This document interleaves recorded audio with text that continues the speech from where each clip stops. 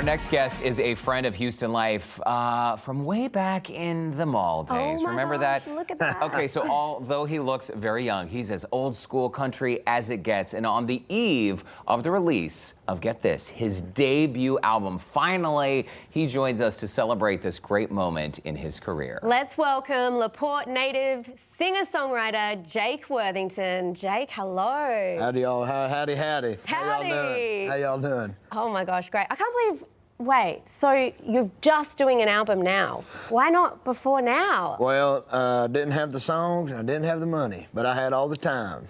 And all the talent in the world. Wow. Okay, Well, so we've got to take a trip down memory lane because I know we showed some of these mall videos. People fell in love with you when you were on The Voice. You were on Team Blake.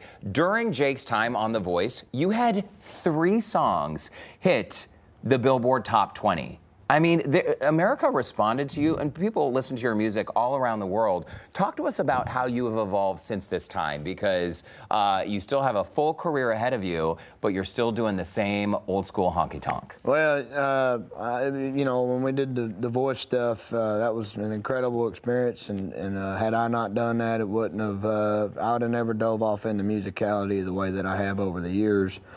And even back then, you know, I always wanted to sing country music. It's the only thing that I felt moved me. But we were fortunate to have the state of Texas and its unique independent music and opportunities to play. And I just, you know, I ain't no different than nobody else, just like everybody else, getting out there writing songs. And there's so many great venues and folks that have been involved in my journey in life and in my music that have helped me continue on. That's so awesome. I mean, a big influence in your life, you said, is your grandfather and his porch sessions. Oh yeah, I mean, every Christmas, that was my first acknowledgement, you know, growing up of, you know, this is the good stuff, you know, as a kid, and my papa would play, you know, he'd play his songs every Christmas, and I'd sit there and listen to him. And old legends like Merle Haggard, right? My grandpa was the type of guy that it didn't matter what I might have been learning or come to the house and played. Hey, you know, you good boy, but you ain't no Ray Price, you know.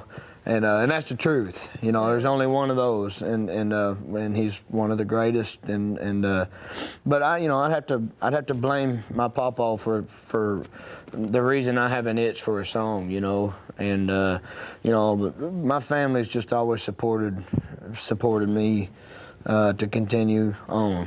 Oh, it's incredible to have the support of family and friends and, of course, fans out there. We mentioned your debut album is coming out tomorrow. Yes, sir. How are you feeling on the eve of this huge release? This is clearly a milestone in your career.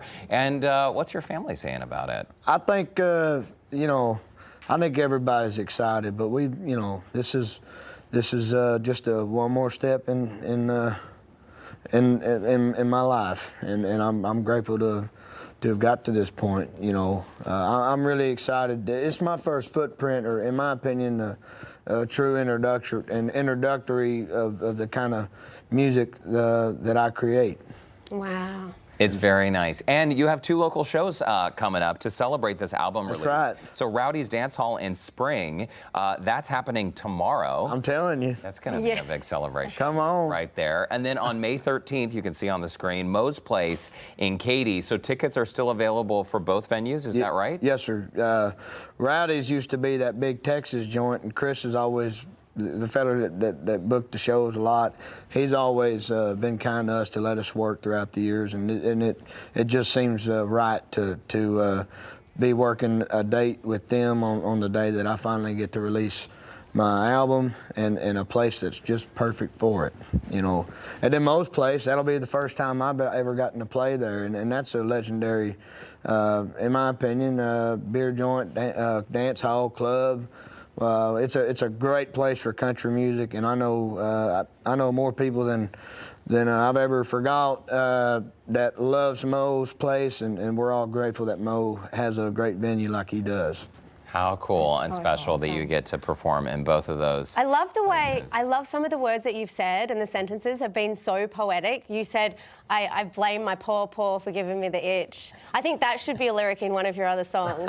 Well, Yeah, no wonder you're a singer-songwriter. itching for a scratch. That might be the next title. Yeah. Hey, we're on the heels of Houston Livestock Show and Rodeo, by the way. I mean, we've seen some of the greats, Cody Johnson, Parker man. McCollum, a lot of these local artists making their way onto the big stage. Do you have your sights set on the rodeo stage? You know what? I think me and all them old boys that we shared I'd have to, say that we'd share the same belief. And there's two stages in this world that a guy's got to play.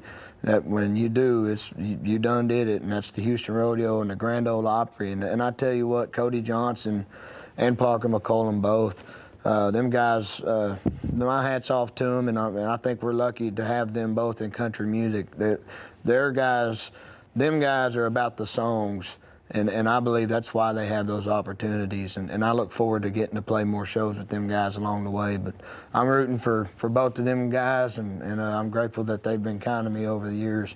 And it's incredible to get to see them play something like that. It always seems so out of reach as growing up, and like impossible to do something of that magnitude. As far as my sights are on the next song and the next performance and living life. And when those things come our way, we'll absolutely be there for them. And just don't really, we just gonna keep working. Okay. Jake Love Worthington, it. he's a very modest guy. One day Yeah. we're going to see you on that rodeo stage.